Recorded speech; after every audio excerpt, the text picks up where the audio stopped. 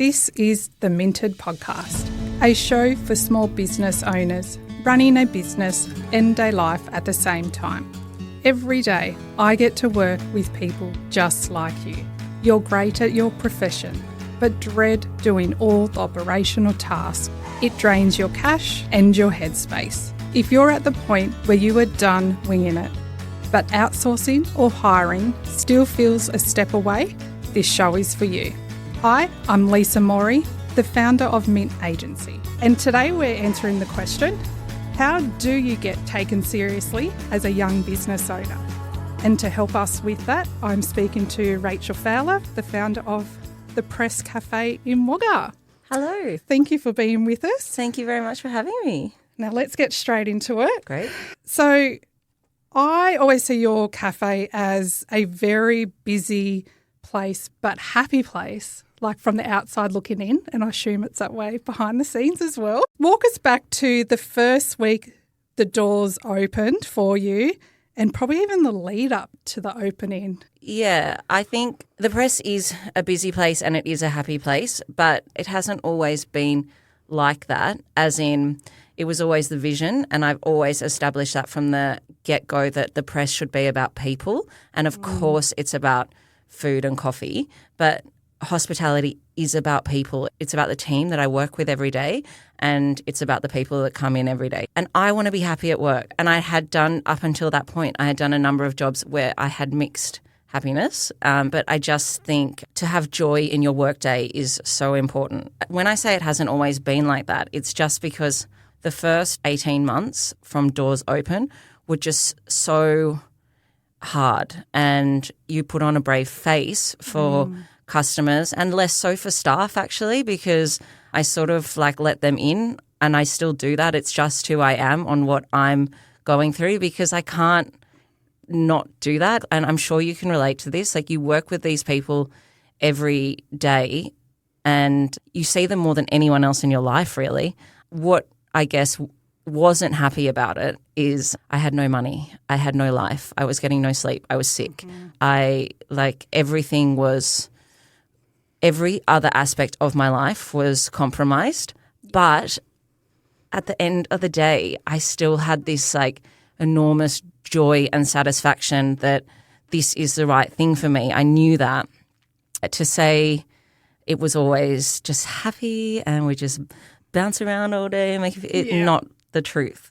And also, you know, leading up to that took me 2 years, and 2 years almost to the day from when I decided that I wanted to open the press and till when I opened the press. And when I say I decided, that was like an active decision. At this point, I had a business plan. I'd spoken to a number of people who already had businesses, not necessarily cafes. Like, I'm saying this is the point that I was like, okay, we're doing this. It was 2 years from then before I actually opened the doors. So those 2 years were not happy years either. Like, they were really hard.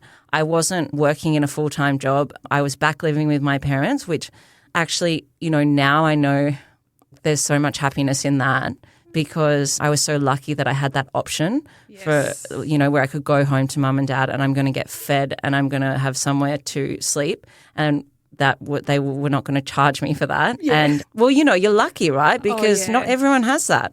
But with that came, I'd turned 30. I was watching people around me achieve certain milestones in their own careers. I just completely changed my career. People were getting engaged, getting married, having children, buying houses, do whatever they wanted to do. But it isn't even necessarily a milestone that I wanted, but it's a milestone nonetheless. And I was like, oh my God, I live with my mum and dad. I have no job. I'm like, and I was freelancing for an old client from my previous job. I also my parents are farmers. And so I was working for my mum and dad, and I was just so unhappy doing it, as in, sorry, mum and dad, but I just didn't, that's not where I wanted to be. And I remember one day Dad and I were swinging a gate and it was raining sideways, but it had been raining already for a week. And so Dad was getting frustrated that we were falling behind on things. And I was just like, I hit my head on the cement mixer and I was just like, this is the worst day of my life. Those times where you're like, when will this happen for me? Mm-hmm. But when it happens, it's like, oh my God, we're going. And it just doesn't stop. And it's the best thing ever. There's so much happiness in the press, but, you work at that. And it's not every day. And I know you'll relate to this, but it's not like, as I say, it's not every day peachy. There's some really hard things. Yeah. But you stuck it through 2 years. I didn't realise you were going through it for 2 years before it started. Like, there must have been a point or many times during the 2 years where you just went, is this even worth it? Yeah. Fortunately, I was like a bit too far in by that point that I was like, oh, my God, well, I've told everyone now. You've got to commit. And that's actually one of the things that is really hard. And if you think about it from any aspect of your life where I've told people I'm opening this cafe and so they're saying to me, how's the press going? And I'm like, it's not. And so it's the same as if someone's been in a relationship for a long time and everyone says, when are you going to get engaged? Or they get married and they say, when are you going to have kids? And it's like you feel like you're accountable to other people, which you're not, and they're only asking to be kind. But, certainly for asking about the press, they're just asking to be like, this is exciting. But it got to a point where I found it really hard to see people because I'm like, I don't want to say, no news on the press, guys. But and they just want to support you. Like they just want to know it's open so they can tell all their friends. That's right. But and it comes from it's nothing but kindness. But when you're leaving it, you're like, oh, if another person asked me about the press, well, why wouldn't they? How rude if they just saw me and said, didn't ask. How's work with Dad going, Yeah, wow, what a journey. So you were your late 20s going through that. Well, we were just trying to mark the time exactly before, but I really think when it all sort of came to when things started actually happening, as in there were some big changes in my life that spurred on my decision to actually start my business, and one of them was that I became very depressed. And, a lot of people experience depression and it can be caused by something or nothing. And I was looking for a different job and everything I looked at, I was just like, I can't do that job. I just can't turn up and do that job. I can't face it. And even if I had an interview coming up, I just feel like, I can't even go to that interview.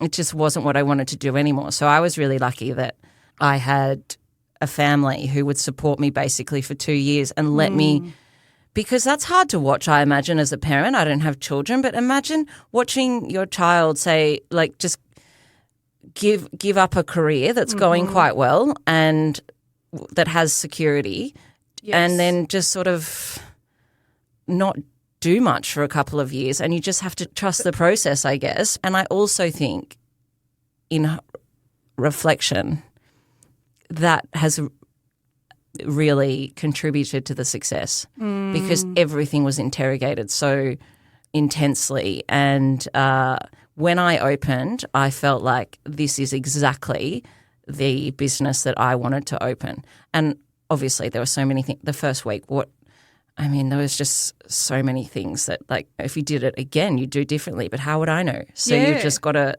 start. Yeah. What would be something you'd do differently? Maybe half the staff.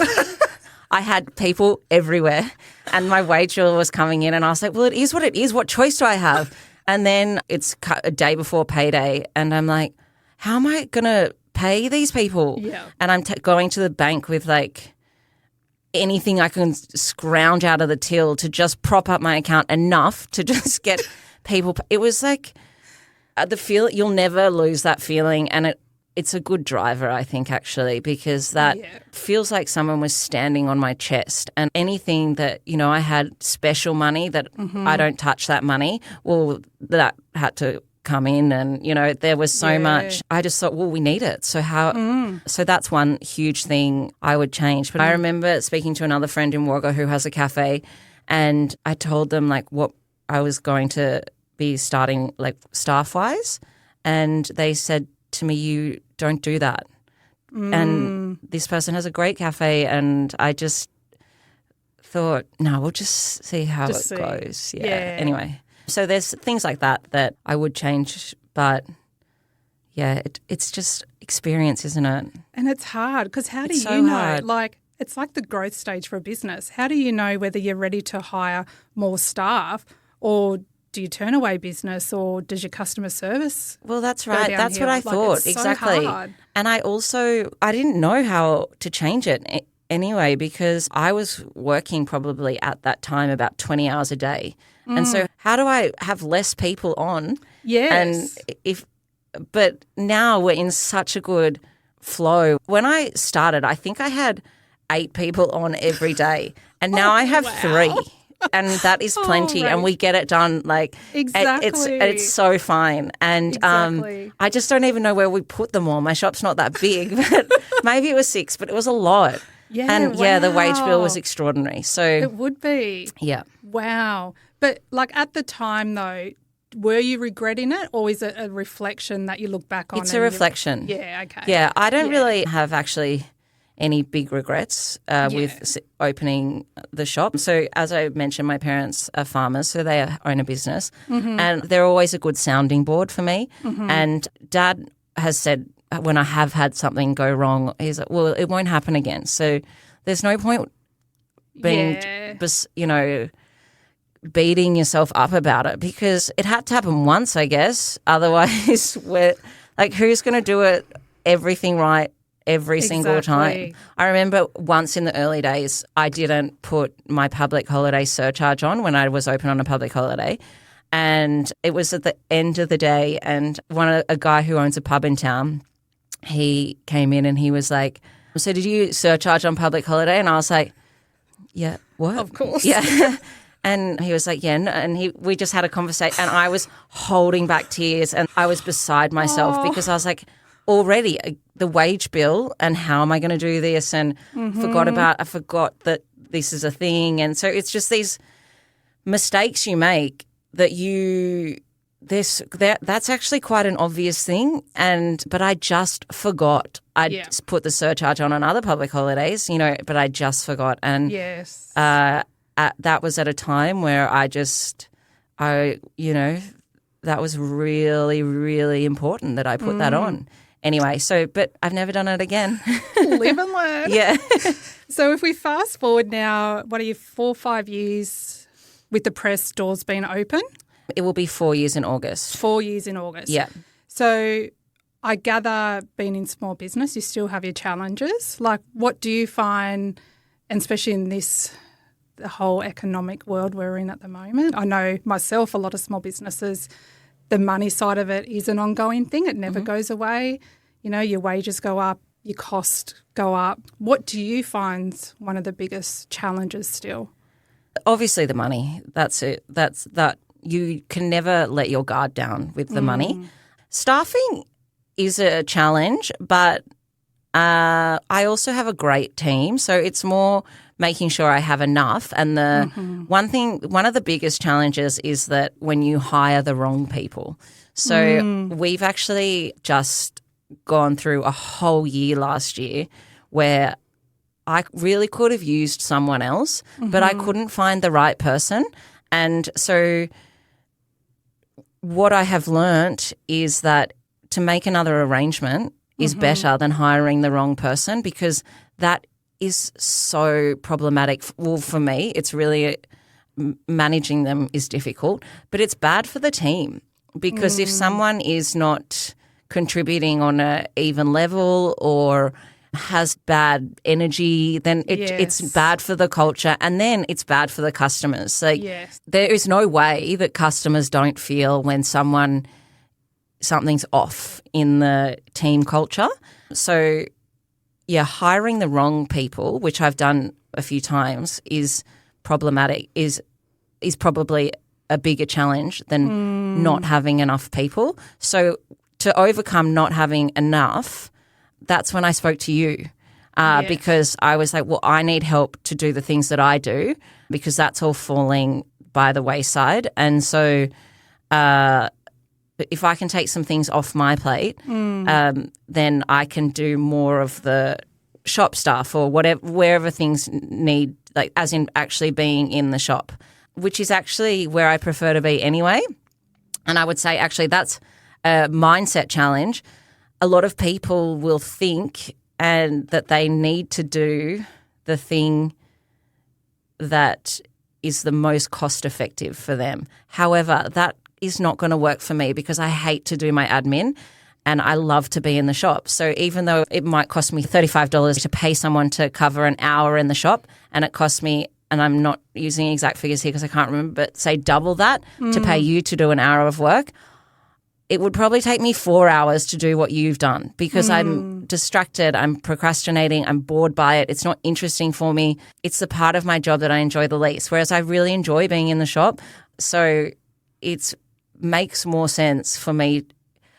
I think that was a huge challenge to overcome, that I don't have to do my own bookkeeping just because it's expensive to pay someone, because if I do it myself, it will be wrong and it won't get done. So like it's a hard one, isn't it? Yeah, it is hard, but I think it's worth and it's different at the beginning, very, very early days, because you have to do every single thing yourself. Mm-hmm. But if you can think about that and put some distance between money and decision making and create more of a balance between money and happiness, then and workplace happiness, I mean, then I think that's probably the best outcome for you. It all comes down to like, well, what is success? And if you can stay aligned to that, then that is a better way to manage your business. Success for me is being happy at work. Obviously, I need money, but if I'm making enough money to get by, success isn't for me to have like a 11-bedroom house with an indoor and outdoor pool. You know, that's not what it is. So I don't need that. Success for me is to spend time with my nieces and nephews, my parents, my sisters, my boyfriend, like do things that I love doing and not be at the shop all the time. So creating balance is probably one of the bigger challenges. Yeah. And it is for so many business owners, and especially if you've got a partner or if you've got kids or an outside life. Like for some people, they don't mind working 24/7 because that is their life. Yes. But, you know, if you enjoy life outside of work, then you need that happy balance as well. And I'm the same. Like, I'm not in business to be a millionaire. No. Like, I don't need a 2-story house. Like, is that really going to make me happy? Probably not. No, and you'll just have to clean it. Yeah, or exactly. put more furniture in it, and then you only need more money for that. That's it. I actually love working though. And Same. that's only because I love my job. I've been at plenty of jobs before where I didn't want to work more than I had to. But I actually love my work, and it's something that comes up a lot where I think, oh, I should be doing more of this, I should, or that. But I really like being at work. So if that's important to me as well, then, well, so be it. Like I like that. Yeah, I really like that. And so a lot of people will see that as, you know, oh, but you just have to bust yourself. Yeah, but when it's a pleasure, it doesn't really feel like that. It's so rewarding. So 100%. I think that has to be a consideration too, that like, you know, just because you're working lots or you're, you know, in inverted commas, a workaholic doesn't mean you're unhappy. Like that might be a choice to spend your time there. It is also having the freedom that when you want a bit more balance, that I think having balance should be the norm, and then when it's your busy period or you know you've got staff away or whatever, then you can lock in a bit more. But certainly the hours and the, I guess, application that I had to show in the beginning was never going to be sustainable, even though I enjoyed it. Like that was just mental, but you just have to. And also it helps, I guess, that you are so broke because you're like, I just got to do this. Like what? there's got to be a way out of this. And the only way out of it is to just work out of it and just keep going. So it's good to be motivated by that as well, I think. Yeah. One thing we didn't touch on before we start wrapping up was, were you in hospitality beforehand? No. No. I've done a lot of different jobs. I always just wanted to do this. Wow. But I worked in branding for the last 10 years, branding and marketing, and I just wanted to do this. But I don't know that I love the cafe, but I also I've loved building the business. I love the whole gamut. You know, I like not the accounting and that stuff, but I like the challenges that it presents. I love that now if I have an idea, I can just do it. My first job out of uni was at PwC, and if you had an idea about something, well, that's good for you because it's going to take a year and a half before someone gives that the green light, whereas I'll just think of something in bed and I can just do it tomorrow. What I did in my career before has actually been really helpful and maybe more helpful because it didn't help me learn how to make coffee, but I can learn that and you can learn. But whereas my other experience has probably helped me more than I had anticipated. Oh, so much. And that makes a lot of sense. So having that marketing background now explains why your social media does so well.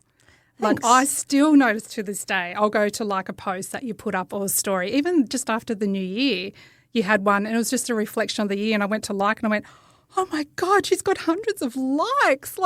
A small business over time, and I see it all the time, slowly the likes go down. It's not because people aren't following and interested. It just becomes more effort to go, oh yeah, I like that. At the start they're excited with the new business. Yeah. But your engagement is absolutely amazing. Thank you. My engagement is good. Yeah, it is good. But I think good. the reason for that is because we'll say that post, for example, with the reflection on the new year, on the previous year. That isn't saying, hey guys, just letting you know we're open again and come for a sandwich. This is our special today. I think people are so bored of seeing the sales pitch. We see that a lot, and that is really what Instagram is for a lot of the time, is someone saying well, you see it all the time, influencers saying, oh my God, guys, I tried this. And but I know people know what my cafe does. I sell food and coffee. They don't need to be reminded of that. But I think what is probably more relatable for people or interesting is if you're authentic and you have other things to – and I do talk about sandwiches on my Instagram. Of course I do. And I talk about food. But I'm in the shop every day or most days creating a personal relationship with my customers. So – in the same ways that I really care about seeing things that they're up to, they're so supportive of me and they really care to see things that I'm up to, and it's lovely. And so then you have a community. People confuse Instagram with, they always talk about their community, but a community is a two-way relationship or, a group relationship. It's not just you broadcasting things to say you've got a deal on or you're going to give something away for free. But I think to get people into a real community, you have to offer them something that they can just get for being around you, not necessarily you're not always asking something of them, which is really common in business marketing, to just always ask people for things, their money, their time, their likes, their reviews.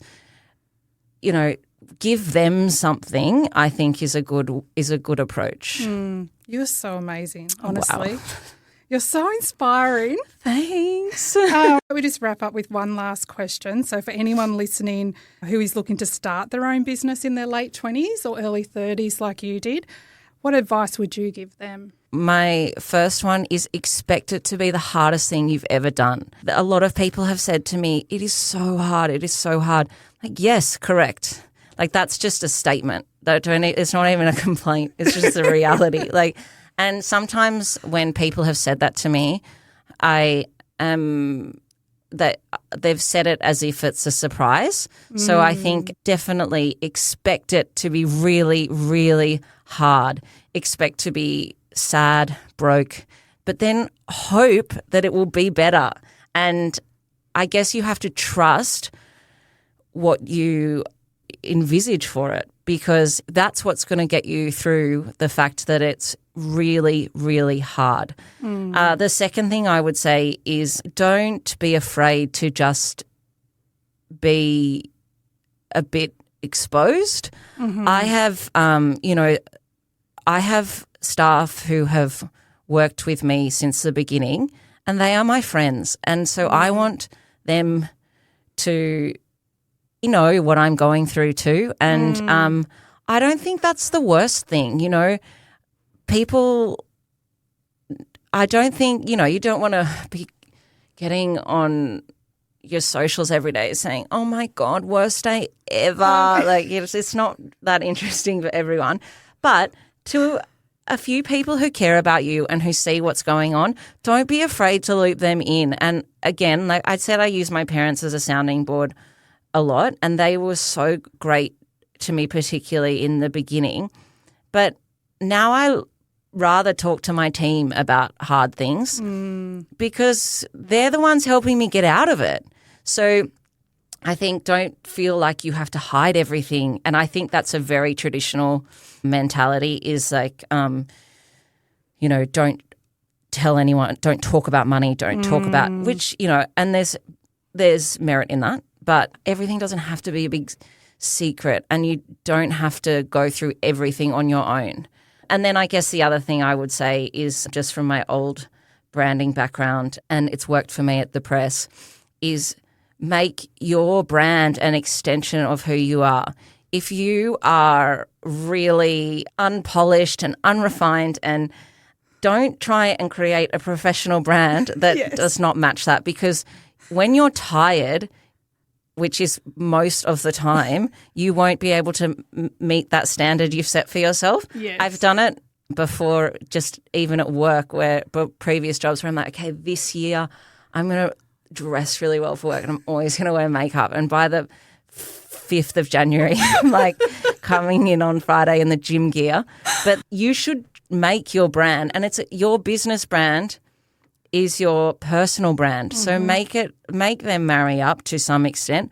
Certainly the way that I speak to the people closest to me is not the way I speak to customers and how I present on Instagram, but it's not far from it, as in it's a slightly polished version of my normal self. The only thing that I think is potentially a downside of that is then when you come to sell your business, is your business too much yourself, and is it? But that's something to learn later. It's another lesson to learn. Yeah, exactly. Thank you so much. You are, as I said, you are so inspiring. You're so incredible. And I don't even know if you realise how incredible you are. It's very kind. Thank you. We will drop in the show notes your website and social media so people can follow you. And if anyone's ever in Wagga, they have to go and visit you. Great. In yes. Johnston Street, is that right? That's right, yeah. The press.